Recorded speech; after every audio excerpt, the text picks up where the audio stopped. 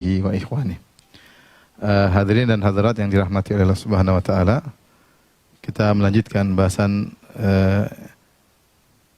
dari kitab karya Syekh Muhammad bin Shalih Al-Utsaimin, judulnya adalah Syarah Ushulul Iman. Penjelasan tentang pokok-pokok keimanan, dalam tanda kurung judulnya Nubdzatun fil Aqidah, yaitu ringkasan tentang akidah.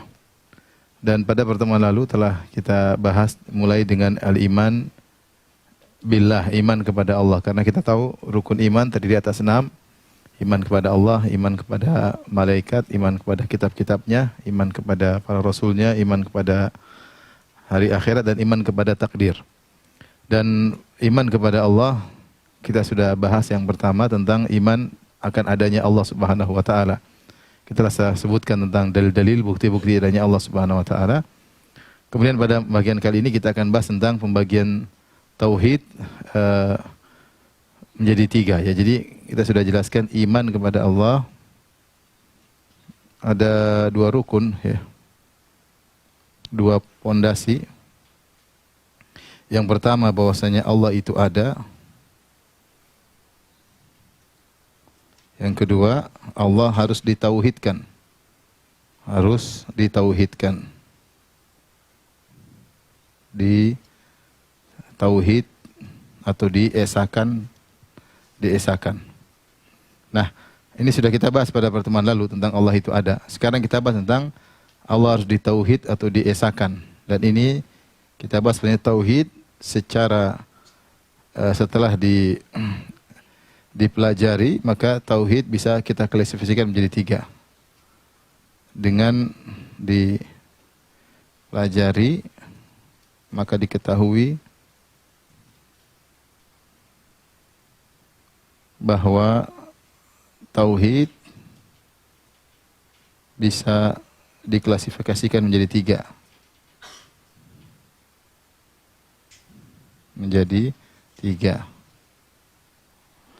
Yaitu yang pertama adalah tauhid ar-rububiyah.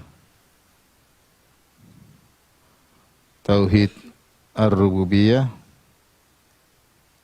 Kemudian tauhid as-sifat, al-asma wa sifat. Tauhid al-asma wa as-sifat. Dan yang terakhir adalah tauhid al-uluhiyah. Tauhid al-uluhiyah atau tauhid al-ibadah. Ibadah itu tauhid al-uluhiyah. Baik. Ini sederhananya diketahui dengan istiqra. Istiqra itu dengan dipelajari, setelah diteliti. Ini pembagian tujuannya hanyalah untuk memudahkan ya. Tujuannya adalah untuk memudahkan. Sebagaimana Rasulullah SAW tidak pernah membagi hukum Islam menjadi 5. Rasulullah tidak mengatakan ketahuilah hukum Islam ada 5, wajib, kemudian makruh, mubah, haram, sunnah, enggak pernah. Tetapi setelah dipelajari, setelah diistiqra, dibaca, dipelajari, dikumpulkan, maka bisa diklasifikasikan bahwasanya hukum Islam itu ada 5 model. Kalau enggak wajib, maka dia sunnah, atau dia mubah, atau dia makruh, atau dia haram. Seperti itu namanya istiqra. Dalam bahasa Arab namanya al-istiqra. Setelah dibaca kemudian diteliti, bisa dibagi menjadi 3 ya. Contoh seperti juga setelah kita mempelajari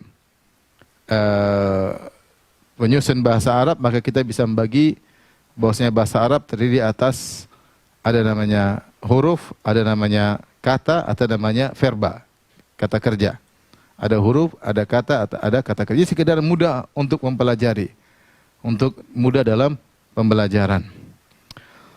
Baik, saya akan jelaskan secara sederhana, baru kemudian kita akan bahas tentang masalah pembagian tersebut di akhir pembahasan. Jadi intinya, tauhid rububiyah, kita ulangi di sini, atau kita turunkan begini. Rububiyah artinya apa? Meyakini esanya, itu hanya Allah satu-satunya. Keesaan Allah, hanya Allah satu-satunya dalam rububiyah. Apa yang dimaksud dengan rububiyah? Rububiyah itu maksudnya adalah penciptaan, kemudian pemilikan, dan pengaturan. Pengaturan alam. Ini maksudnya tauhid rububiyah. Artinya saya meyakini yang cipta alam semesta cuma siapa? Allah. Itu namanya rububiyah. Rububiyah itu dari, kalau kita dari Rabb, dari rububiyah, tarbiyah, pengurusan. Secara bahasa rububiyah itu artinya pengurusan. Apa namanya? Pengurusan. Jadi diciptakan, dimiliki, diatur, yang atur semua siapa? Allah. Itu namanya tauhid rububiyah. Ini istilah. Kemudian tauhid al-asma sifat maksudnya meyakini bahwa atau kita bilang tauhid sifat, bahwasanya Allah esa dalam sifat-sifatnya. Maksudnya tidak ada yang menyamai, menyekutuinya, menyamai atau menyekutui sifat-sifat Allah. Sehingga yang maha alim hanyalah siapa? Allah. Maha ilmu, maha mengetahui hanyalah ilmu. Maha kuasa adalah Allah. Ya, makhluk punya ilmu, makhluk punya kuasa, namun tidak seperti kekuasaan siapa? Allah Subhanahu wa ta'ala. Makhluk punya ilmu, namun ilmunya terbatas. Makhluk bisa melihat tapi penglihatannya apa? Terbatas. Ini diantaranya Allah berfirman dalam Al-Quran. Perhatikan. Laisa kamitslihi syai'un wa huwa sami'ul basir. Tidak ada sesuatu pun yang serupa dengan Allah. Tidak ada sesuatu pun yang serupa dengan Allah. Dan dialah Dia maha mendengar lagi melihat. Saya tanya sama antum, ya. Manusia bisa melihat atau mendengar? Bisa. Allah berfirman dalam Al-Quran dalam surat Al-Insan, hal ata 'alal insani hinun minad dahri lam yakun syai'an madhkura inna khalaqnal insana min nutfatin amsyajin nabtalihi faja'alnahu sami'an basira. Kami telah menciptakan manusia dari campuran air mani dan sel ovum, ya. Faja'alnahu, kami jadikan manusia tersebut sami'an basira. Allah mengatakan kami jadikan manusia mendengar dan bisa melihat. Allah menyatakan manusia mendengar dan melihat. Dan dalam ayat ini juga Allah mengatakan Dia maha mendengar lagi maha melihat. Tapi apakah pendengaran Allah sama dengan pendengaran makhluk? Jawabnya tidak sama. Apakah penglihatan Allah sama dengan penglihatan makhluk? Jawabnya tidak sama. Kenapa? Karena Allah kasih mukaddimah di awalnya, laisa kamitsli syai', tidak ada sesuatu yang serupa dengan Allah. Allah kasih mukaddimah, tidak ada yang serupa dengan Allah. Ketika Allah bilang Allah maha melihat, maha mendengar, kita sudah punya mukaddimah. Melihatnya Allah dan mendengarnya Allah tidak sama dengan melihat dan mendengar siapa? Makhluk. Dan ini kiaskanlah kepada sifat-sifat yang lain. Kalau Allah bilang Allah punya wajah, maka tidak sama dengan wajah apa? Makhluk. Allah punya tangan tidak sama dengan tangan makhluk, ya. Semua sifat-sifat Allah hanya sama pada namanya, namun hakikatnya berbeda. Karena Allah kasih mukaddimah, laisa kamitslihi syai'. Taib. Sederhananya, kalau tauhid al-uluhiyah adalah hanya Allah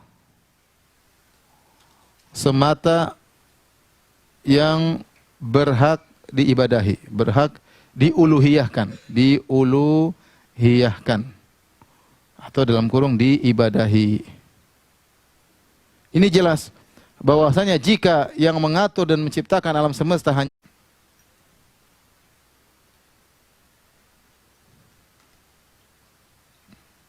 dereng apa sampun?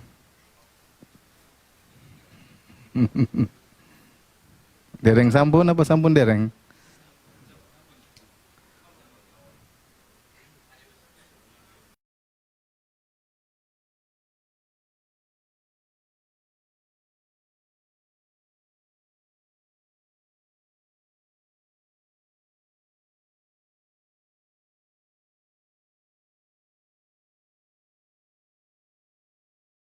melihatnya, bersendirian dalam kehebatan kekuasaannya, sifat melihatnya, mendengarnya, irodahnya, kekuasaannya, dan sifat-sifat lainnya, maka kalau begitu cuma dia yang berhak untuk diibadahi. Sederhana demikian.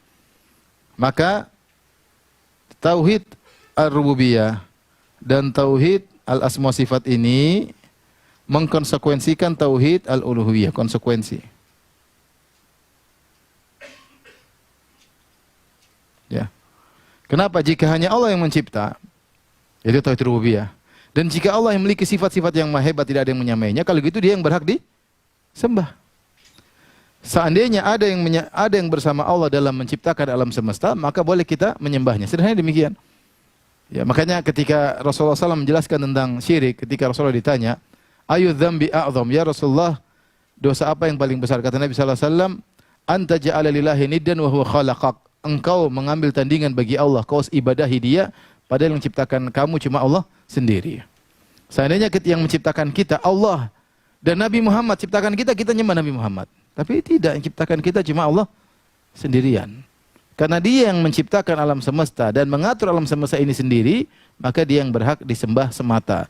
Karena sifat-sifatnya tidak ada yang menyamainya, maka dia yang berhak untuk disembah semata. Jadi dikatakan tauhid rububiyah dan tauhid asma sifat mengkonsekuensikan tauhid uluhiyah. Saya ulangi, tauhid rububiyah, tauhid asma sifat mengkonsekuensikan tauhid uluhiyah. Ya. Kenapa seorang menyembah Allah? Karena dia tahu hanya Allah yang menciptakan dia. Hanya Allah yang maha hebat, maka dia menyembah Allah Subhanahu wa taala.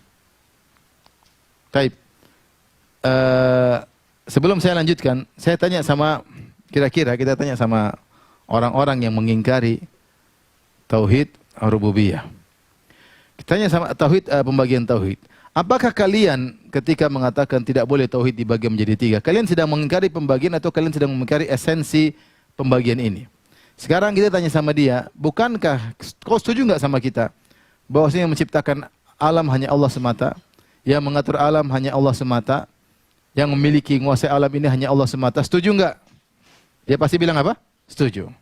Dia bilang, nah itu kami namakan dengan tauhid apa? Rububiyah.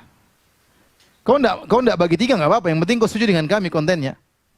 Ya, setuju juga dengan kami bahwasanya hanya Allah yang menciptakan, hanya Allah yang menguasai alam semesta dan hanya Allah yang mengatur alam semesta. Dia pasti bilang apa? Setuju. Baik. Kita lanjut pada poin kedua. Setuju enggak dengan kami bahwasanya Allah memiliki sifat-sifat tidak ada yang menyamainya? Allah Maha melihat, Allah Maha mendengar, Allah Maha berkuasa, tidak ada yang sama dengan tidak ada yang sama dengan kekuasaan Allah, tidak sama dengan kekuatan Allah, Allah Maha. Makanya kita terjemahkan Maha mendengar, Maha melihat. Makhluk mendengar, melihat, tapi kita tidak bilang Maha. Kita bilang Allah Maha mendengar, Maha melihat untuk membedakan bahwasanya meskipun sama-sama mendengar, meskipun sama-sama melihat, tapi Allah Maha. Setuju enggak? Tidak ada yang menyamai Allah, dia pasti bilang apa? Setuju. Kita bilang lah itu namanya, menurut kita namanya tauhid sifat. Faham? Terus setuju enggak engkau dengan kami bahwasanya kalau begitu yang berhak disembah hanya Allah semata? Dia pasti bilang apa? Setuju. Ya, kita bilang itu kita namakan dengan tauhid uluhiyah. Kalau gitu kita dengan kamu tidak ada perbedaan dalam hal ini.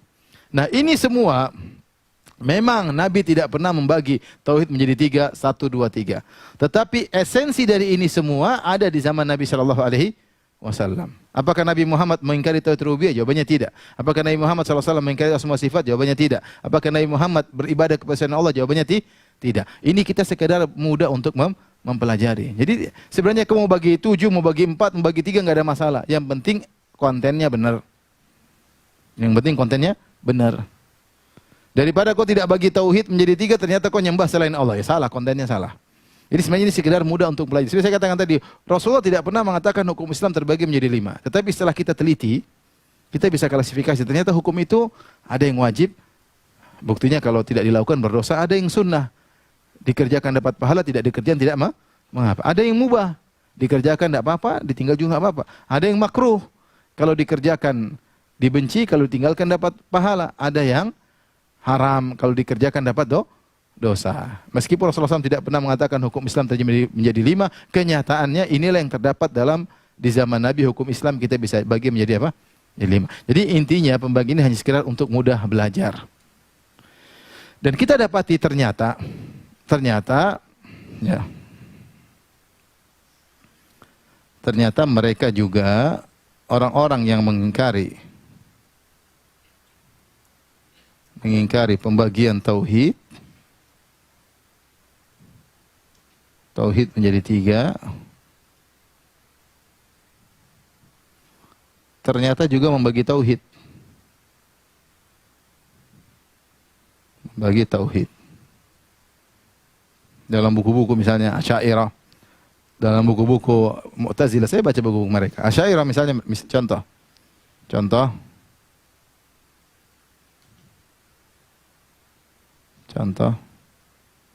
Asy'ariyah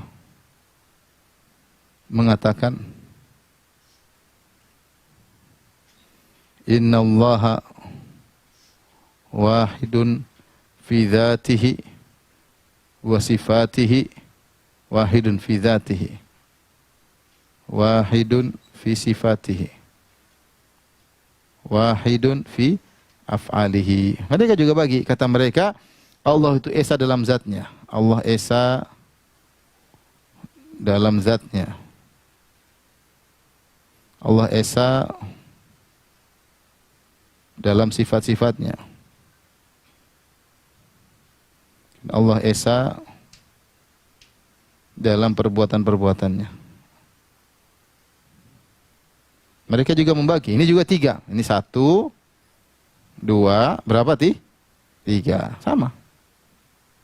Innallaha wahidun fi dzatihi, wahidun fi sifati, wahidun fi af'alihi. Mereka juga membagi tauhid menjadi apa? Tiga. Jadi berarti ini juga tauhid ada tiga. Contoh lagi misalnya Asy'ariyah. Contohnya lagi misalnya Sufiyah.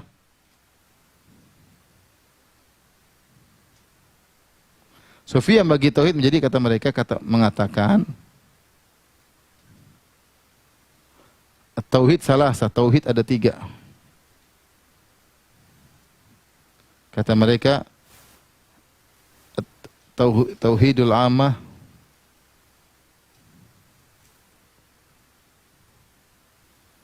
kemudian tauhidul khassah,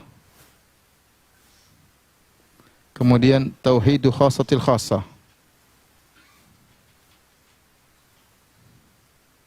Kata mereka tauhidnya orang awam. Tauhidnya orang awam. Katanya yang kedua tauhidnya orang khusus. Orang-orang khusus. Kemudian yang ketiga tauhidnya super khusus. Tauhidnya orang-orang super khusus. Sama. Mereka jelas tauhid awam itu maksudnya begini, tauhid khusus seperti begini, tauhid super khusus begini. Mereka bagi juga menjadi tiga. Satu, dua, apa? Tiga. Sebenarnya pembagian itu nggak ada mas, yang menjadi kita perbincangkan itu kontennya. Kontennya benar atau tidak. Kalau kontennya salah, mau dibagi satu, mau dibagi dua, tetap aja salah. Kalau kontennya benar, mau bagi 10, yang penting kontennya benar juga boleh, nggak ada masalah. Ya, nggak ada masalah. Ya. Dan ini tentu beda dengan Trinitas. Trinitas dalam Nasara maksudnya Allah terbagi tiga. Kita bukan Allah tidak bagi tiga, tapi kita sedang memahami bahwasanya Allah harus ditauhidkan dalam segala hal. Kalau Kristen Allah tiga oknum. Tuhan Bapa, Tuhan Anak, Tuhan Ruhul Kudus. Tiga person dianggap satu. Kalau ini enggak, justru kita ini ingin menjelaskan Allah harus diesakan dalam semuanya.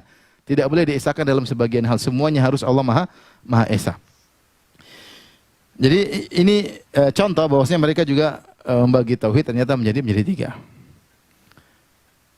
Taib. Kita kembali. Ini paham ya? Ya, paham ya. Saya kembalikan lagi. Tauhid rububiyah. Perhatikan, penciptaan, pemilikan, pengaturan. Sederhananya, siapa yang meyakini ada yang mencipta selain Allah, musyrik atau tidak? Musyrik. Musyrik dalam tauhid apa? Rububiyah.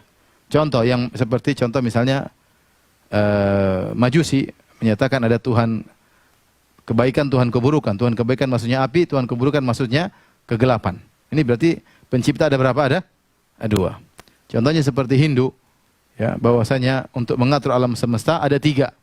Ada Tuhan Brahmana, Tuhan apa? Siwa, Tuhan Wisnu. Brahmana tugasnya mencipta, Siwa merusak, Wisnu untuk memelihara. Berarti ada fungsi berbeda-beda setiap Tuhan. Ya, berarti ini dalam Islam namanya syirik. Kalau Islam itu semuanya Allah. Yang mencipta, yang mengatur, matikan, menghidupkan semua cuma siapa? Allah, ya. Ya. Kalau dia meyakini bahwasanya laut pantai selatan diatur oleh Nyi Roro Kidul, ini syirik.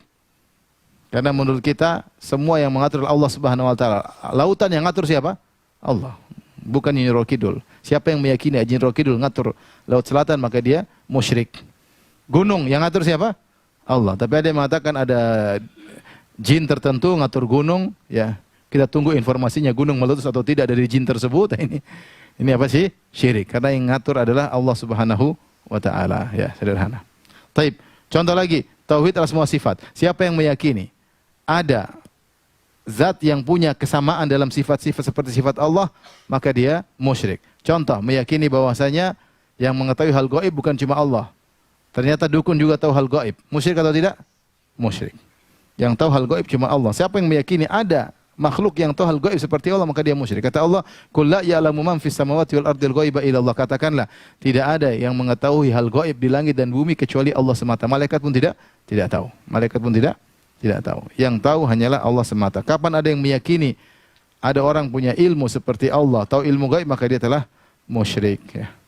Sama tauhid uluhiyah. Siapa yang meyakini bahwasanya hanya Allah yang ada yang berhak disembah selain Allah, malaikat boleh disembah, jin boleh disembah, wali-wali boleh disembah, musyrik atau tidak? Musyrik. Karena yang berhak disembah kecuali cuma siapa? Allah. Inilah maksud kita ketika membahas tauhid menjadi tiga. Kenapa kita perlu bagi jadi tiga? Ini pertanyaannya. Kenapa kita harus bagi tiga?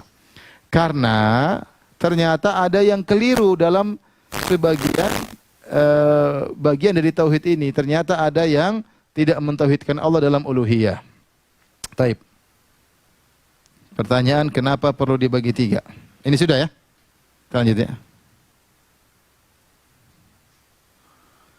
Kenapa perlu pembagian tauhid?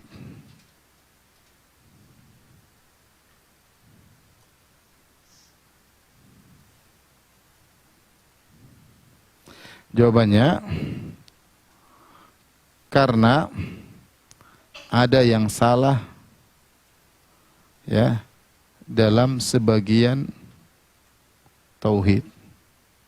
Jadi tauhidnya tidak totalitas. Tauhidnya hanya parsial.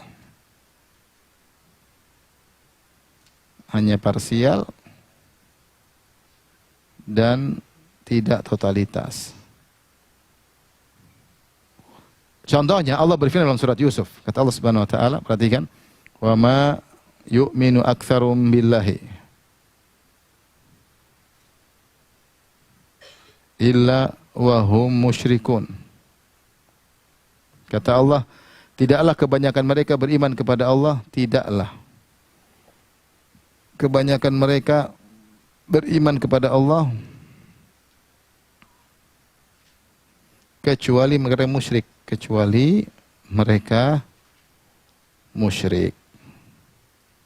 Baik. Allah menyebutkan ada sekelompok manusia menggabungkan antara iman dan syirik. Ini kelompok ini menggabungkan antara iman, yaitu tauhid, dengan syirik. Dalam surat Yusuf ayat berapa ini? 100 sekian ya, coba. Wa hum musyrikun. Dalam 106, ya benar. Surat Yusuf 106. 106.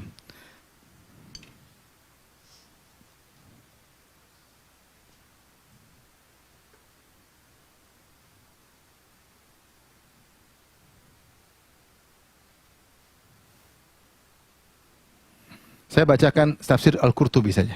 Perhatikan ya, tentang ayat ini. Qauluhu ta'ala, "Wa ma yu'minu aktsarum billahi illa hum musyrikun." Tidaklah kebanyakan mereka beriman kepada Allah kecuali mereka musyrik. Nazalat, perhatikan kata Al-Qurtubi. Nazalat fi qaumin aqarru billahi. Ayat ini turun tentang suatu kaum yang mereka mengakui Allah khaliqahum, bahwasanya Allah pencipta mereka.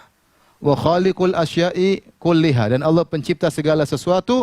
Wa hum ya'budunal awsan, sementara mereka menyembah berhala-berhala. Jadi mereka ini yakin Ini bukan perkataan Ibnu Taimiyah, jangan bilang ini Ibnu Taimiyah. Ini apa? Ini Al-Qurtubi. Al-Qurtubi ini abad ke-6 atau abad ke-7 sebelum Ibnu Taimiyah rahimahullah taala.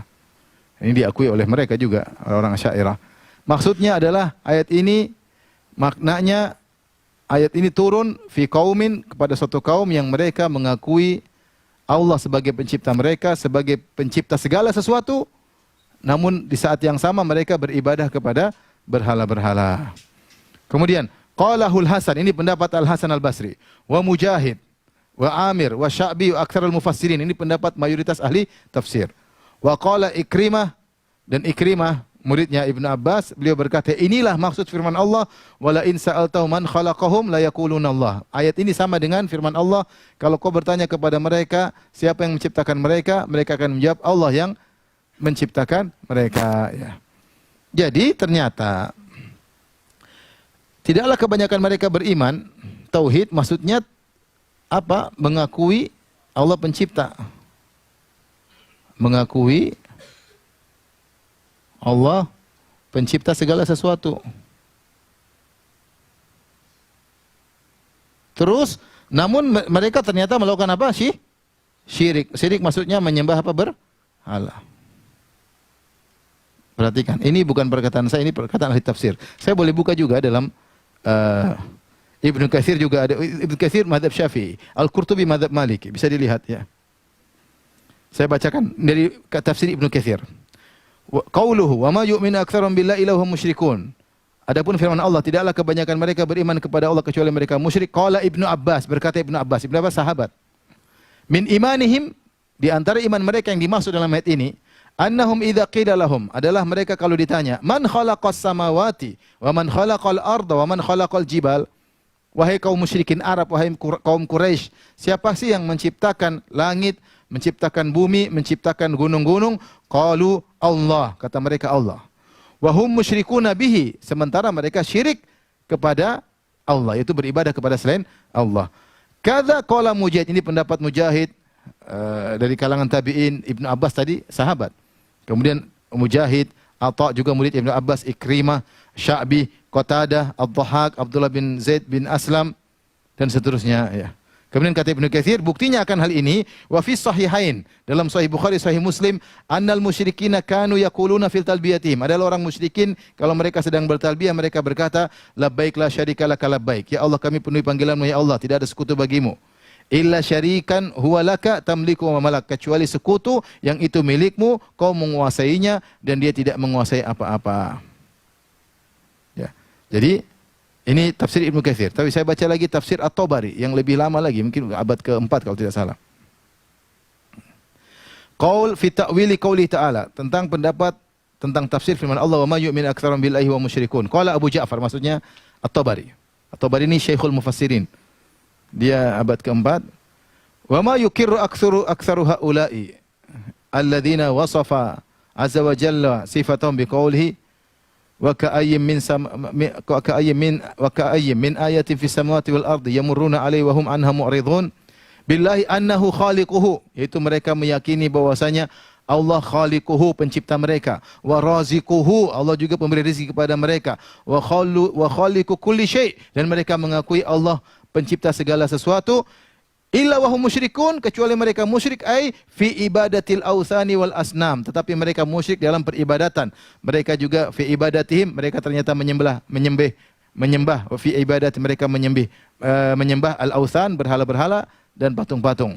Wattikhadhihim min dunihi arbab, dan mereka menjadikan berhala-berhala tersebut sebagai tandingan-tandingan bagi Allah Subhanahu wa taala. Baik, jadi kita telah sebutkan tadi bahwasanya ahli tafsir mengatakan ternyata kaum musyrikin Arab dahulu mereka beriman, tapi mereka sekaligus apa? Musyrik. Iman mereka ternyata mengakui Allah pencipta segala sesuatu, Allah pemberi rizki dan lain-lain.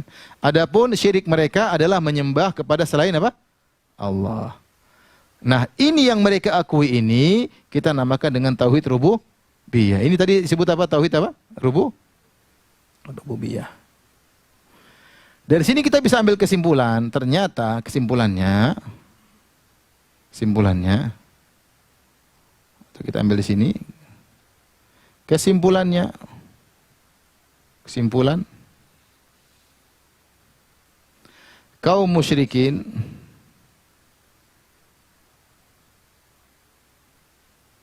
Arab beriman dengan rububiyah, iya enggak? Iya atau tidak? Dengan rububiyah.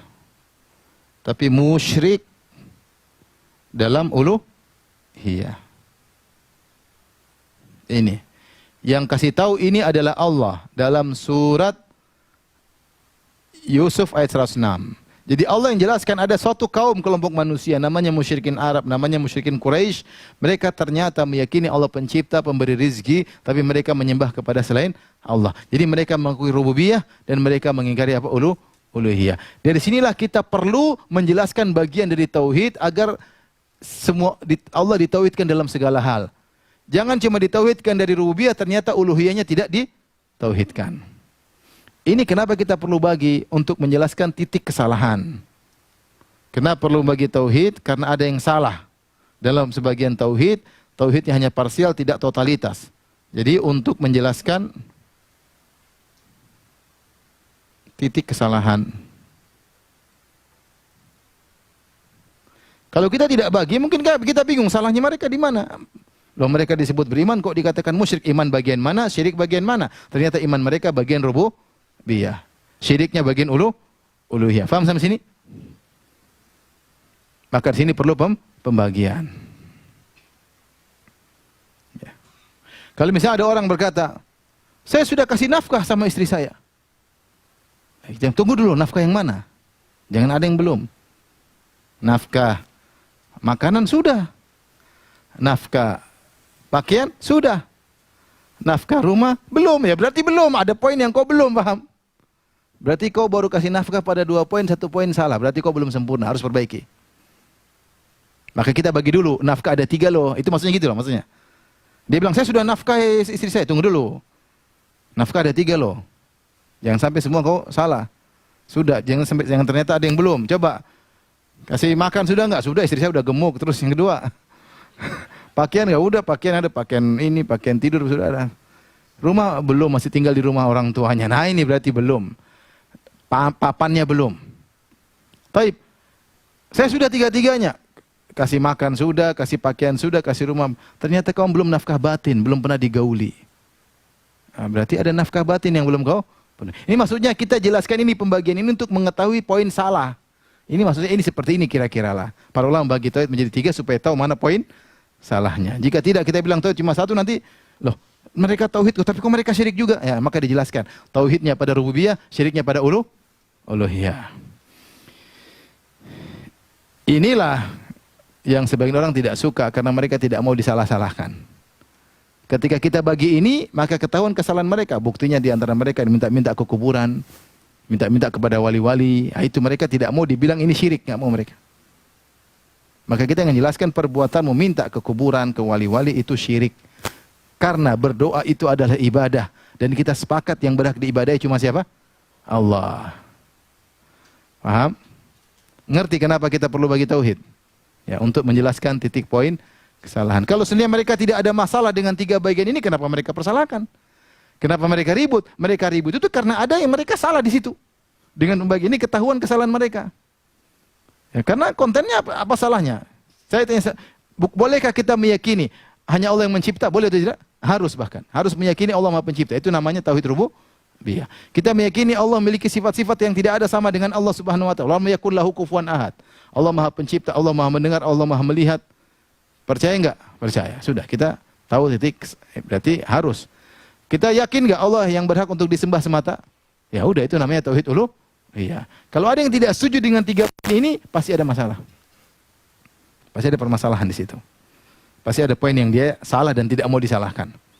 Contohnya orang-orang yang minta kepada wali-wali, kepada kuburan-kuburan. Minta kepada, dan bukan tidak ada ya. Saya sudah jelaskan dalam banyak pengajian ya. Dan diakui oleh ulama-ulama mereka juga bahwasanya ada di antara manusia-manusia yang kerjanya minta ke kuburan-kuburan, kepada mayat-mayat yang dianggap sebagai wali-wali. Taib, kita lanjutkan. Ini sederhana tentang pembagian apa? Tauhid. Sekarang kita baca dalam buku Syekh Utsaimin rahimahullahu taala.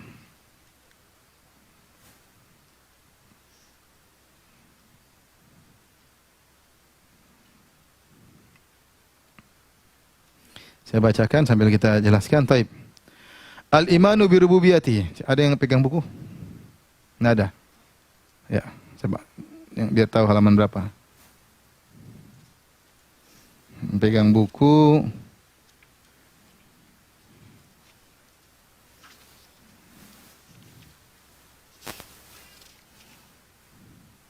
Halaman 29. Halaman 29. Saya bacakan. Ya. Al-iman bi rububiyyatihi itu mengimani rububiyah Allah Subhanahu wa taala. Apa itu rububiyah tadi? Hanya Allah yang mencipta, hanya Allah yang memiliki dan hanya Allah yang mengatur. Tidak ada yang mengatur bersama Allah, tidak ada yang mencipta sama, tidak menguasai Allah. Kita ini semua milik Allah. Inna lillahi wa inna ilaihi rajiun. Kita ini milik Allah, mau ambil kapan saja terserah Allah. Anak kita milik Allah, mau diambil kapan saja terserah. Harta kita milik Allah, mau diambil Allah kapan saja terserah Allah. Bumi seisinya milik Allah. Allah mau hancurkan kapan terserah Allah Subhanahu wa taala. Yang menciptakan, memiliki dan mengatur hanya Allah. Ai bi annahu wahdahu rabbul la syarika lahu wa la mu'in. Bahwasanya Allah satu-satunya Rabb yang menciptakan, mengatur dan memiliki, la syarika lahu, tidak ada sekutu baginya, wala mu'in, dan tidak ada yang menolong Allah. Adapun Ar-Rabb, apa makna Ar-Rabb? Kata Syekh Utsaimin, man lahul khalqu wal mulku wal amru. Itu zat yang penciptaan, kepemilikan dan perintah hanya Dia yang punya. Artinya ini kembali kepada penciptaan, pemilikan dan pengaturan, karena perintah untuk terkait dengan apa? Pengaturan. Jadi kalau ditanya apa asas dari tauhid rububiyah? 3. Tauhid rububiyah itu 3. Penciptaan, pemilikan dan pengaturan. Allah menciptakan sendiri, karena Dia yang menciptakan sendiri maka Dia yang menguasai sendiri. Karena Dia yang menciptakan, menguasai, maka Dia juga yang mengatur apa? Sendirian. Fala khaliqa illallah, tidak ada pencipta kecuali Allah. Wala malika illahu, dan tidak ada yang menguasai, memiliki kecuali Allah semata. Wala amra illahu, dan tidak ada yang memerintahkan dalam pengaturan alam semesta kecuali Allah semata. Qala Allah Ta'ala, Allah berfirman, ala lahul khalqu wal amru, ketahuilah hanya penciptaan, milik Allah lah penciptaan dan perintah. Taib. Wa qala dzalikumullahu rabbukum lahul mulk. Itulah Allah Rabb kalian, hanya milik Dialah kekuasaan ini. Walladzina tad'una min dunihi ma yamlikuna min khitmir. Adapun yang kalian sembah selain Allah tidak memiliki setipis kulit ari. Di sini Syekh Utsaimin menjelaskan tentang makna al-mulk. Jadi kita bilang tadi, asas pondasi rububiyah berapa? 3. Tentang apa? Yang mencipta hanya Allah, yang menguasai, memiliki hanya siapa? Allah, yang mengatur hanya Allah. Kata Allah Subhanahu wa taala, walladzina tad'una min dunihi ma yamlikuna min qitmir. Yang kalian sembah selain Allah tidak memiliki kulit ari. Korma. Korma itu kalau kita makan korma terus nanti ada kulit arinya. Ini yang ciptakan kulit ari siapa? Jin, wali? Enggak, yang ciptakan siapa? Allah. Maka kulit ari pun ini yang menguasai cuma Allah. Mereka tidak memiliki apa-apa. Jangankan gunung, jangankan lautan, kulit ari dari biji korma saja yang ciptakan Allah. Makanya Allah tantang ya. Aruni madza khalaqal ladzina min duni. Tunjukkan kepadaku mana ciptaan-ciptaan yang diciptakan oleh sembahan-sembahan kalian. Tapi malaikat ciptakan apa? Enggak ada. Jin-jin ciptakan apa? Enggak ada. Wali-wali nabi ciptakan apa? Enggak ada. Terus kenapa mereka disembah? Kalau mereka mencipta seperti aku, sembah mereka. Ternyata mereka tidak mencipta. Ya. Kata Allah Subhanahu wa taala, "Falyakhluqu dzarratan awil yakhluqu habbatan aw yakhluqu sya'iratan." Kata Allah, suruh mereka ciptakan semut. Seluruh selain suruh ciptakan semut. Ada yang bisa ciptakan semut? Hewan yang kecil tapi luar biasa, dengan anggota tubuhnya yang sangat luar biasa, gerakan yang sangat lincah, yang sangat kuat, luar biasa. Konon hewan terkuat di dunia semut. Konon. Ya, kita gini mati Ustaz, bukan gitu maksudnya. Dia mampu mengangkat 50 kali berat beban tubuhnya. 50 kali tubuhnya dia bisa apa? Pikul ya. Ya tidak? Pernah lihat semut ngangkat 50 semut? Saya juga belum pernah, cuma begini. Katanya semut adalah hewan paling kuat, dia bisa ngangkat 50 kali berat beban tubuhnya. Makanya semut lebih kuat dari gajah. Kalau kita main gini kan yang menang semut apa gajah? Tapi intinya, kata Allah, "Falyakhluqu dzarratan." Coba suruh mereka ciptakan apa? Semut. Enggak bakalan bisa. Jangankan hewan, Allah mengatakan, "Wal yakhluqu syairatan, coba biji gandum. Siapa yang bisa ciptakan biji gandum? Kalau ditanam kemudian tumbuh. Siapa yang bisa ciptakan? Satu profesor satu alam semesta ini ngumpulin bikin biji. Kalau ditanam tumbuh nggak mungkin. Yang bisa bikin biji kalau ditanam di tanah tumbuh cuma siapa? Allah Subhanahu wa taala. Coba suruh ciptakan telur kalau dieram keluar. Siapa yang bisa bikin? Kalau bikin telur palsu, kalau digoreng bisa enak, itu boleh kalau buat dimakan. Tapi kalau dieram keluar hewan, nggak mungkin kecuali siapa? Allah. Ya, kalau gitu siapa yang berhak disembah? Allah semata yang berhak disembah. Gimana menyembah wali-wali, menyembah Nabi Muhammad SAW aja berdoa kepada Allah, tidak bisa berbuat apa-apa. Ketika perang Uhud saja terluka, giginya patah, wajahnya berdarah, mau disembah gimana? Gimana mau disembah? Dia aja berdoa kepada Allah. Kadang mereka ngajari begini, kamu minta aja kepada wali. Kapan walinya oke, maka Tuhan akan oke. Iya, benar begitu logika mereka. Coba seperti raja sama menteri, raja, presiden, menteri. Kalau mau langsung ke menteri susah, ke raja susah, ke presiden susah. Menterinya aja. Kamu rayu menterinya aja. Kapan menterinya oke, raja pasti apa? Oke. Ini kias yang salah. Kalau kamu salah dalam banyak sisi. Pertama kita katakan, kalau raja ia tidak tahu kita ini siapa. Raja pengetahuan terbatas, dia nggak tahu semua, karena ilmu terbatas. Maka dia butuh anak buah untuk ngelaporin tentang kita. Dia butuh menteri, dia butuh direksi, dia butuh anak buah untuk sampai kepada dia. Maka benar kalau mau ketemu raja nggak bisa, harus lewat anak buahnya. Tapi Allah tahu kita semua. Jangankan kita, wa matasqutu min waraqatin illa ya'lamuha. Tidak ada satu daun pun yang jatuh kecuali Allah tahu. Jangankan kamu bisik-bisik nangis, daun jatuh aja Allah tahu. Padahal daun bukan mukallaf. Daun tidak dibangkitkan untuk dihisap. Itu saja Allah tahu, apalagi kamu. Maka yang menyamakan Allah dengan raja atau presiden yang ilmunya terbatas, ini dia telah zalim. Allah Maha tahu kita semua. Yang kedua, raja mungkin, ini perbedaan kedua, kalau raja mungkin tidak rahmat, tidak sayang. Allah Maha sayang. Ya akhi, ente bisik-bisik nangis, Allah dengar, Allah kabulkan. Tidak perlu raja yang minta sama Allah, tidak perlu pejabat. Ini orang-orang kita saja, bukan siapa-siapa. Kita nangis, Allah dengar, Allah kabulkan. Allah Rahim. Jangan samakan dengan raja yang terkadang zalim. Jangan samakan dengan presiden yang terkadang zalim. Bagaimana menyamakan Tuhan dengan? Ini kesalahan yang kedua. Yang ketiga, presiden itu memang nggak enak sama menteri karena dia butuh menteri. Dia ngerjain sesuatu, dia nggak bisa ngerjakan sendiri, dia butuh staf menteri-menteri. Makanya kalau menteri ingin sesuatu dia nggak enak. Ya udahlah, oke lah. Kalau kamu oke nggak, oke, saya oke juga. Kenapa dia butuh kepada menteri? Kalau Allah tidak butuh itu semua. Allah tidak butuh anak buah, tidak butuh. Paham? Ini 3 perbedaan yang menyamakan Allah dengan raja. 3 perbedaannya. Coba diulangi. Icong, coba satunya apa tadi? Apa bedanya Tuhan sama raja? Apa?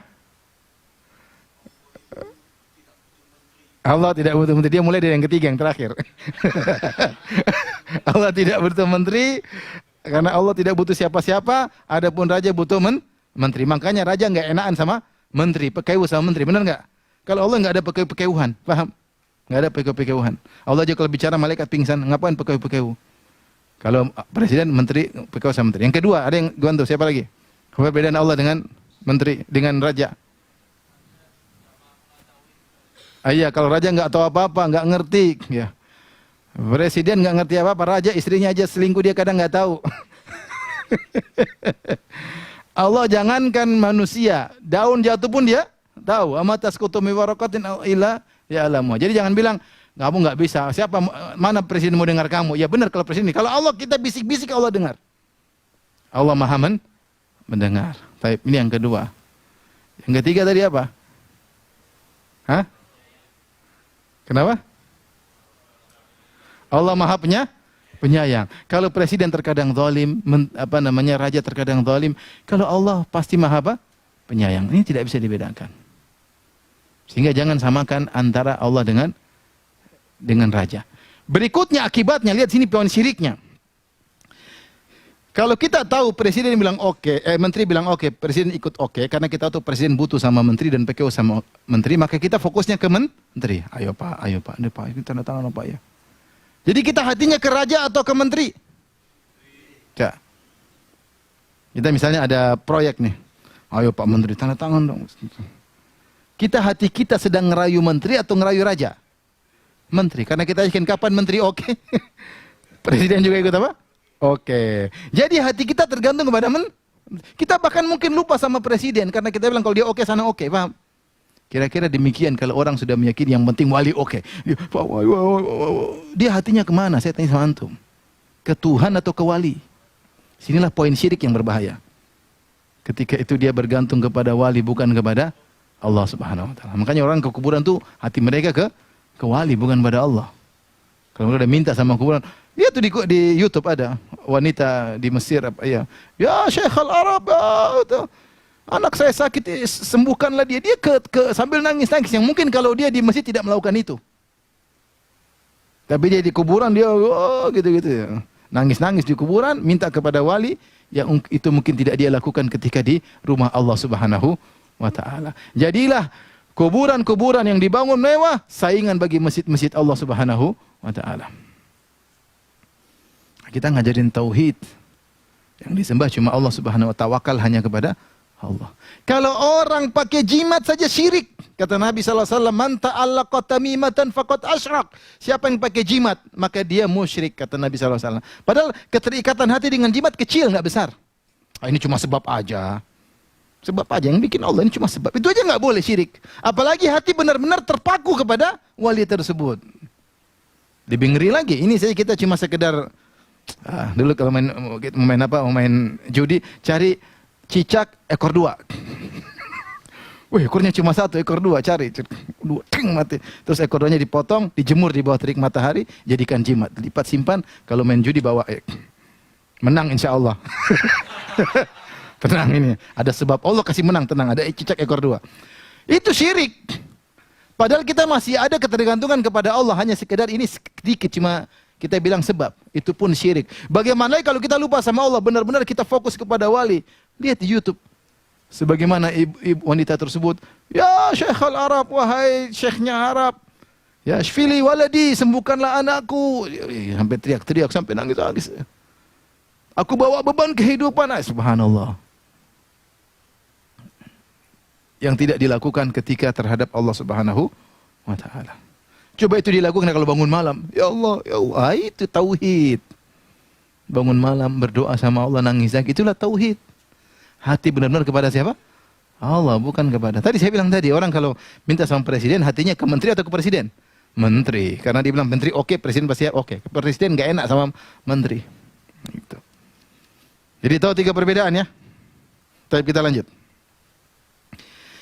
Jadi kata Allah Subhanahu wa taala, "Walladzina tad'una min dunihi ma yamlikuna min qitmir." Dan kalian sembah selain Allah tidak menguasai apa-apapun, bahkan kulit ari yang ada di biji kurma pun tidak dia kuasai. Walau ya'lam anna ahadan minal khalqi. Kemudian Syekh menjelaskan tentang secara fitrah tidak ada yang menolak adanya Tuhan. Walam yu'lam anna ahadan minal khalqi ankara rububiyatallahi subhanahu. Dan tidak diketahui ada seorang dari makhluk, dari manusia yang mengingkari rububiyah Allah Subhanahu wa taala. Illa ajakuna mukabiran, kecuali hanya sekedar ngayal. Kecuali mukabiran maksudnya ngayal. Dia ngayal aja, maka dia bilang tidak ada Tuhan. Ya. Ghairu mu'taqidin bima yaqul, dan dia tidak meyakini apa yang dia ucapkan. Kama hasala min Fir'aun hina qala liqaumihi, sebagaimana yang terjadi pada Fir'aun ketika dia berkata kepada kaumnya. Dia berkata, ana rabbukumul a'la, aku Tuhan kalian yang maha tinggi. Wa qala, dan dia berkata kepada kaumnya, ya ayyuhal mala'u ma alimtu lakum min ilahin ghairi. Wahai kaumku, aku tidak tahu ada Tuhan selain aku bagi kalian. Tuhan kalian cuma aku saja. Lakin laisa dzalika an aqidatin. Ucapan Firaun tersebut, saya Tuhan kalian yang maha tinggi, itu bukan karena dia yakini hal tersebut apa yang dia ucapkan. Dia hanya ngeyel. Mukabir untuk ngeyel, bukan sombong tapi ngeyel. Qala Allah Ta'ala, buktinya apa? Allah berfirman tentang Fir'aun dan bala tentaranya, wajahadu biha. Mereka menentang ayat-ayat Nabi Musa. Wastaiqanatha anfusuhum. Hanya saja jiwa mereka meyakini. Zulman wa uluwan. Namun mereka karena sombong dan karena berbuat zalim, sehingga mereka sok-sok mengingkari Allah Subhanahu wa ta'ala.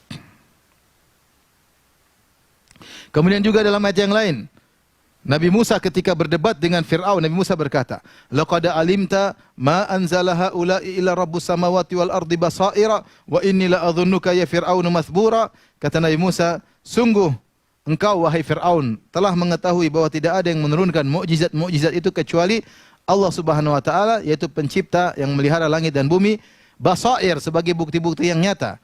Dan sungguhnya aku benar-benar menyangka engkau akan binasa wahai Fir'aun. Di sini Nabi Musa berkata, laqad alimta, kau sungguh tahu wahai Fir'aun. Nabi Musa bohong atau jujur? Nabi Musa bohong atau jujur Nabi Musa? Jujur. Nabi Musa berkata, sungguh Fir'aun saya tahu, kau itu tahu. Tidak ada yang bawakan mukjizat-mukjizat ini. Tongkat menjadi ular, cahaya keluar dari tangan Nabi Musa. Mukjizat Allah kirim jarat, mengirim belalang menghabisi semua. Ini kejadian-kejadian aneh semua kau tahu, tidak ada yang menurunkannya kecuali Rabbus samawati wal ardi, yaitu pencipta langit dan bumi. Hanya saja kau ngeyel. Syekh Utsaimin ingin menjelaskan, mengakui adanya Tuhan itu fitrah manusia. Kalau ada yang nolak bilang Tuhan tidak ada, itu hanya sok-sok saja. Kalau ditanya dalam hatinya yang paling dalam, dia pasti mengakui bahwasanya Tuhan itu ada. Makanya beliau mengatakan walihadza kanal musyrikuna yukirruna bi rububiyatillah. Karenanya kaum musyrikin Arab dahulu mereka mengakui tauhid rububiyah. Ma isyrakihim bihi fil uluhiyah. Sementara mereka berbuat syirik kepada Allah dalam uluhiyah. Uluhiyah tadi artinya peribadatan. Timbul pertanyaan, kenapa kaum musyrikin mereka menyembah, mereka tahu pencipta Allah, pemberi rezeki Allah, kenapa mereka menyembah berhala-berhala? Jawabannya, karena berhala-berhala tersebut adalah simbol dari orang-orang soleh. Lata adalah orang soleh, karena yalitu sawi qalil hujjaj. Kata Ibn Abbas, Lata itu dulu orang soleh, suka bagi-bagi makanan kepada jemaah haji. Ketika dia meninggal, dibangunlah kuburan untuknya dan dibangunlah patung di atas kuburannya, maka mereka pun sembah Lata. Jadi Lata itu adalah simbol dari orang soleh. Sehingga ketika mereka menyembah Lata, Lata ini sebagai perantara antara mereka dengan Allah. Sebagaimana Allah berfirman tentang mereka, mereka berkata, ma na'buduhum illa liyuqarribuna ilallahi zulfa. Tidaklah kami menyembah mereka ini kecuali untuk mendekatkan kami kepada Allah. Haula'i syafa'una indallah. Yang kami sembah ini adalah pemberi syafaat bagi kami di sisi Allah. Jadi mereka meyakini kalau kita sembah berhala-berhala ini, urusan kita dimudahkan. Kalau kita langsung enggak didengar oleh Allah lewat mereka ini, supaya dimudahkan. Makanya Ar-Razi, dan dia ulama Asy'ariyah, ketika menyebutkan tentang doa hanya harus kepada Allah, tidak boleh doa kepada selain Allah, dia menyebutkan ayat ini. Beliau mengatakan, lihatlah orang-orang musyrikin dahulu, mereka menyembah berhala-berhala supaya mereka dimudahkan kepada Allah Subhanahu wa taala. Wa nadhiru, dan semisal itu apa yang dilakukan oleh orang-orang yang mengagungkan penghuni kubur. Beliau sebutkan dalam tafsir beliau. Di zaman kita ini, itu tahun abad ke-7 atau abad ke-6. Razi hidup di abad ke-6. Dia mengatakan banyak orang di zaman dia nyembah-nyembah kuburan. Dengan menyangka kalau mengagungkan penghuni kubur, urusan mereka akan dimudahkan oleh Allah Subhanahu wa taala. Itu syirik, kata Razi, sama dengan syirik di kalangan kaum musyrikin zaman Nabi sallallahu alaihi wasallam. Kata Syekh Utsaimin, karenanya kaum musyrikin dahulu mengakui rububiyah Allah, padahal mereka syirik dalam uluhiyah. Buktinya apa? Qala Allah taala, Allah berfirman, qul limanil ardu, lihat halaman 31. Dalilnya apa? Bahwasanya kaum musyrikin Arab, orang-orang Quraisy mengakui adanya Allah. Allah berfirman, qul limanil ardu wa man fiha. Katakanlah wahai Muhammad, milik siapakah bumi ini dan semua yang ada di dalamnya? Ini milik siapa semuanya? In kuntum ta'lamun, jika kalian mengetahui. Apa jawaban mereka? Sayaquluna lillah. Mereka sungguh-sungguh akan berkata ini semua milik Allah. Bumi dan seisinya hanyalah milik Allah. Qul afala tadhakkarun. Katakan kepada mereka Muhammad, kalau kalian tahu semua ini milik Allah, kalian kenapa tidak mengambil pelajaran? Kenapa masih syirik? Pertanyaan berikutnya, Qul man rabbus samawati sab'i wa rabbil arsyil azim. Tanyakan kepada mereka, siapa penguasa langit yang 7 dan penguasa arsy yang agung? Sayaquluna lillah. Jawaban mereka sama, ini semua milik Allah. Qul afala tattaqun. Kalau begitu katakan kepada mereka, kenapa kalian tidak bertakwa? Kenapa masih nyembah berhala-berhala? Pertanyaan ketiga, Qul man biyadihi malakutu kulli syai' wa huwa yujiru wa la yujaru alaihi in kuntum ta'lamun. Siapakah yang di tangannya segala perbendarahan kekuasaan dan dialah Allah yang melindungi dan tidak seorang pun bisa terlindungi darinya. In kuntum ta'lamun, jika kalian mengetahui. Coba, ini yang menguasai alam semesta siapa? Yang ngatur semuanya siapa? Wahai kaum Quraisy. Jawaban mereka, Allah. Sayaquluna lillah, ini semua yang ngatur Allah. Qul fa anna tusharun. Kalau demikian dari mana kalian tertipu? Kok masih menyembah selain Allah? Ayat berikutnya surat Az-Zukhruf ayat 9. Tadi surat Al-Mu'minun 84 sampai 89. Ini dalil bahwasanya kaum musyrikin Arab mengakui Allah rububiyah. Rububiyah Allah. Wala in sa'altau man khalaqas samawati wal arda la yaqulunna khalaqahunnal azizul alim. Kalau kau bertanya kepada mereka, wahai Muhammad, siapakah pencipta langit dan bumi? Sungguh-sungguh benar-benar mereka mengatakan yang menciptakan langit dan bumi adalah Al-Aziz Al-Alim, yang maha perkasa dan maha berilmu. Maksudnya Allah. Dalam surat Zukhruf ayat 87. Wala in sa'altau man khalaqahum, wahai Muhammad, kalau kau bertanya kepada mereka siapa yang ciptakan mereka, la yaqulunna Allah. Mereka mengatakan yang ciptakan kami adalah siapa? Allah. Qul fa anna yufakun. Kalau gitu dari mana mereka dipalingkan kepada kesyirikan? Subhanallah. Ini dalil. Jadi jangan disangka Abu Jahal, Abu Lahab tidak tahu Allah. Nenek moyang mereka siapa sih? Quraisy. Nabi Ismail bin Ibrahim. Semua Quraisy keturunan Ismail bin Ibrahim. Paham? Sudah kita jelaskan dalam pelajaran sirah. Ya enggak? Hadir enggak kemarin? Jadi semua Quraisy, Abu Jahal, Abu Lahab, Walid bin Mughirah, Umayyah bin Khalaf, itu semua Quraisy. Yang perang lawan Nabi dalam perang Badar itu semua Quraisy, kebanyakannya Quraisy. Itu semua Quraisy keturunan Ismail bin Ibrahim, dan mereka tahu yang bangun Ka'bah nenek moyang mereka, Ismail dan Ibrahim. Makanya Quraisy yang pegang kunci Ka'bah. Makanya kakek Nabi Abdul Muttalib ketika Abraha datang ingin menyerang, kemana dia? Dia berdoa di Ka'bah. Dia berdoa di Ka'bah agar Allah menolong mereka.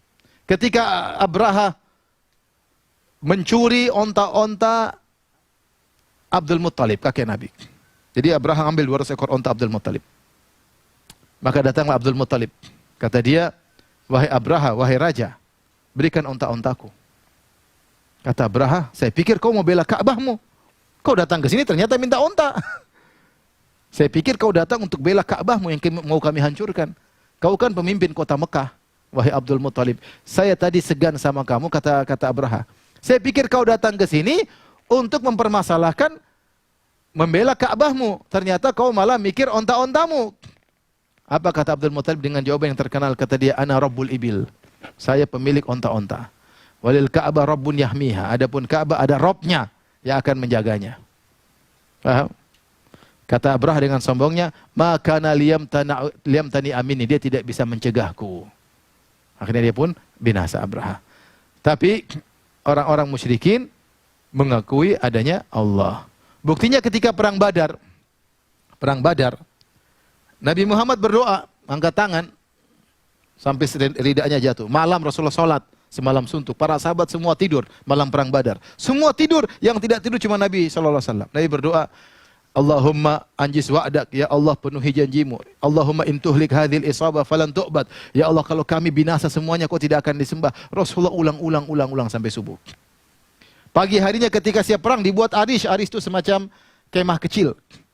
Ada tiangnya, tapi tidak ada dindingnya, cuma ada atapnya. Abu Bakar dan Nabi berdua di situ, tidak ada orang lain, tidak ada orang ketiga. Keduanya berdoa. Nabi angkat tangan. Allahumma anjis wa'dak. Ya Allah penuhi janjimu. Ya Allah jika kau binasakan kami, kau tidak akan disembah. Rasulullah berdoa sampai ridanya selendangnya jatuh. Abu Bakar juga berdoa. Abu Bakar sudah selesai. Rasulullah belum selesai. Sampai Abu Bakar ambil kain, Abu Bakar taruh di pundak Nabi. Kata Abu Bakar, ba'dha munasyadatika ya Rasulullah. Sudah cukup sebagian doamu, Allah pasti kabulkan. Sudah selesai ya Rasulullah. Abu Bakar tenangkan Nabi. Tenang dikabulkan, tapi Rasul terus sampai Allah turunkan firman-Nya, "If tastaghithuna rabbakum fastajaba lakum anni mumiddukum bi alfin minal malaikati murdifin." Ketika kalian beristighatsah, itu berdoa kepada Allah dalam kondisi terdesak. Fastajaba lakum, Allah kabulkan doa kalian wahai Muhammad. Anni mumiddukum bi alfin minal malaikati murdifin. Aku kirim kepada kalian bantuan malaikat 1000 malaikat. Datang berturut-turut. Taib. Apakah cuma Nabi Muhammad yang berdoa? Ternyata Abu Jahal juga berdoa.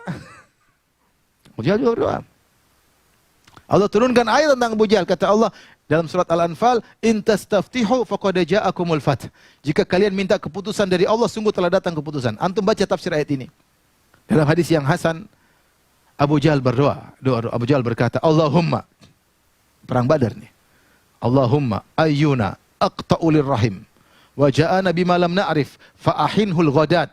Kata Abu Jahal, ya Allah, siapa antara aku dan Muhammad yang lebih memutuskan silaturahmi yang membawa agama baru yang kami tidak kenal sebelumnya, binasakan dia pagi ini. Itu doanya Abu Jahal. Dia nuduh Muhammad putus silaturahmi. Karena dulu kita santai-santai Quraisy, datang Muhammad bikin kita terpisah-pisah. Jadi Muhammad ini pemutus silaturahmi. Dan seluruh Nabi itu demikian. Nabi Saleh diutus, kata Allah, فَإِذَا هُمْ فَرِقَانِ يَخْتَصِمُونَ. Gara-gara Nabi diutus, tiba-tiba mereka jadi dua yang saling berselisih. Yang ikut Nabi Saleh, yang kafir kepada Nabi Saleh. Setiap Nabi diutus bikin permasalahan. Maka Abu Jahal nuduh Muhammad SAW pemutus silaturahmi. Maka ketika dia berdoa, dia bilang Allahumma. Dia berdoanya kepada siapa? Allah. Dia bilang Allahumma, ya Allah, ayyuna, siapa yang di antara kami lebih memutuskan silaturahmi dan membawa agama baru yang kami tidak kenal, maka binasakan dia pagi ini. Allah kabulkan, dia yang binasa. Dia yang binasa. Yang memutuskan silaturahmi dia. Yang bawa agama baru dia, karena Nabi bawa agama lama, agama Nabi Ibrahim alaihissalam tauhid. Dia yang bawa agama baru, syirik. Maka dia yang binasa. Kata Allah, in tastaftihu, jika kalian minta keputusan, faqad ja'akumul fath, telah datang keputusan dari Allah. Kau yang binasa, wahai Abu Jahal. Maksud saya, orang-orang Quraisy dahulu mereka juga berdoa kepada Allah dalam kondisi apa? Terdesak. Abdul Muttalib ketika Abraha datang, dia berdoa, ya Allah tolonglah Ka'bahmu, tolonglah harammu. Dia berdoa, Allah binasakan Abraha. Bukan, jangan disangka orang-orang Quraisy bahlul-bahlul, bikin patung terus disembah, tidak percaya sama Allah. Itu kita salah sangka. Itu patung-patung hanyalah simbol-simbol dari orang-orang soleh, yang mereka kalau mereka sembah akan menjadi perantara antara mereka dengan siapa? Allah. Faham? Baik, kita lanjutkan.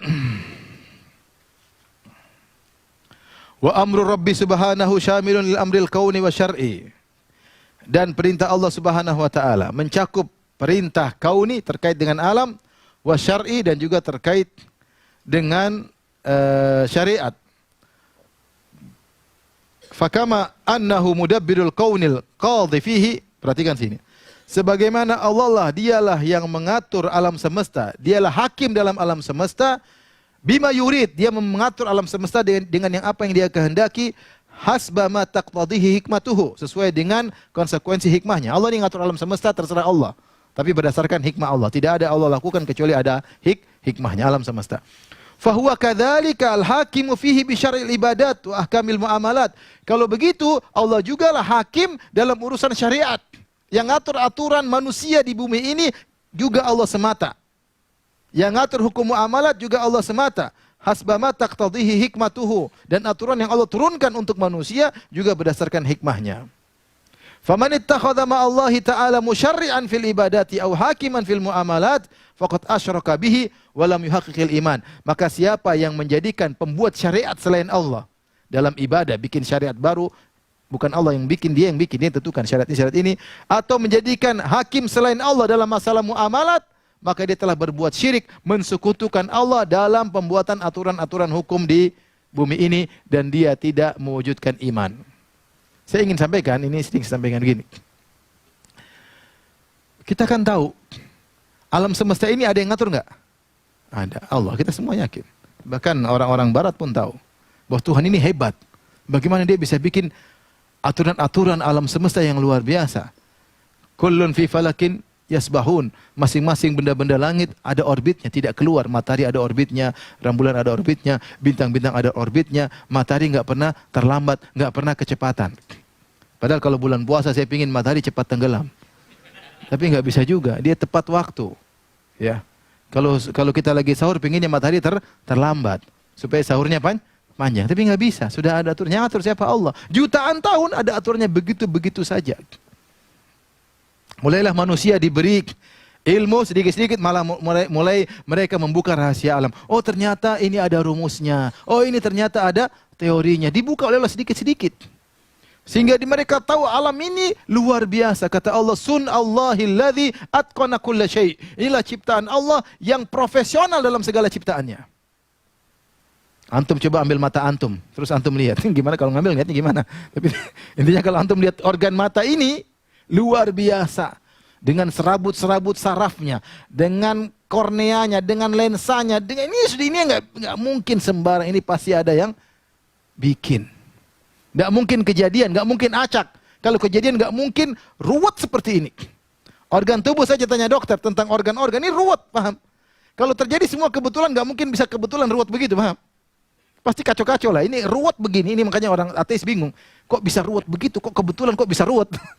Ini ruwet bukan sederhana, ruwet ini. Nah, ini berarti ada yang nyusun. Nggak mungkin.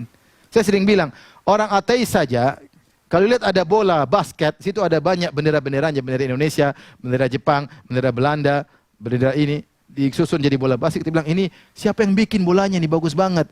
Kenapa? Setiap itu ada bendera-benderanya. Dia pasti tahu ada yang padahal bola basket. Terus dia bilang bola dunia ini nggak ada yang bikin. Bahlul. Oleh karenanya kita ini tahu, maksud saya kita ini orang beriman tahu yang bikin alam semesta ini sangat-sangat hebat, sangat-sangat detail. Aturannya itu kompleks, mungkin satu sedikit salah jadi kacau semua.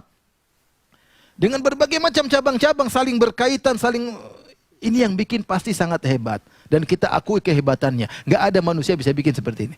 Bikin langit yang luas, tidak ada tiangnya, tidak ada lubang-lubangnya, tidak ada miring-miringnya. Siapa yang bisa bikin? Allah. Nah, kalau kamu tahu Tuhan menciptakan ini semua dengan hebatnya, terus Tuhan tersebut yang kau tahu hebatnya itu, turunkan syariat buat kamu, kamu terima nggak? Saya tanya sama antum nih. Saya ulangi. Kalau kamu mengakui, ini Tuhan yang bikin alam semesta ini sangat hebat, hebat atau tidak? Terus Tuhan itu bikin aturan, nih aturan buat kamu, buat bahagia. Terima nggak? Terimalah, jangan dulu Tuhan. Saya punya, kau tidak cocok, ini tidak relevan. Saya punya aturan sendiri. Ente siapa, Tuhan siapa? Apa hukmal jahiliyah yabghun? Apakah mereka mencari hukum jahiliyah? Mereka tinggalkan hukum Allah. Lihatlah orang bikin-bikin hukum, nanti direvisilah, dirubahlah, expire lah, inilah, menguntungkan sebagian orang, merugikan sebagian orang. Itulah hukum buatan-buatan manusia yang bahlul, yang picik, ilmunya cuma mikro-mikro, tapi sok tahu. Kalau kamu sudah tahu pencipta alam semesta maha hebat, ya sudah, kalau dia kasih turun aturan, terima aja. Makanya kata Syekh Utsaimin, siapa yang meyakini ada yang boleh bikin hukum-hukum untuk mengatur manusia seperti Al-Quran, maka dia telah berbuat syirik kepada Allah. Sebagaimana aturan alam semesta yang berhak mengatur sesuai dengan kehendaknya, sesuai dengan hikmahnya. Kenapa matahari terbit di siang hari, kenapa begini, itu Allah. Maka dia pula yang sendiri berhak untuk buat aturan melalui Al-Quran diturunkan kepada manusia dengan hikmahnya. Siapa yang menganggap ada yang berhak bikin aturan nyaingi Al-Quran, maka dia telah berbuat syirik kepada Allah Subhanahu wa ta'ala. Faham? Faham tidak? Kita lanjut sebentar ya. Habis ini iman kepada malaikat. Masih panjang ya. Lanjut apa berhenti dulu? Berhenti dulu ya? Ya udah, berhenti dulu lah. Kita ngopi dulu 15 menit. Ayo break dulu 10 menit ya. Taib. Kita lanjutin lagi 10 menit insyaallah.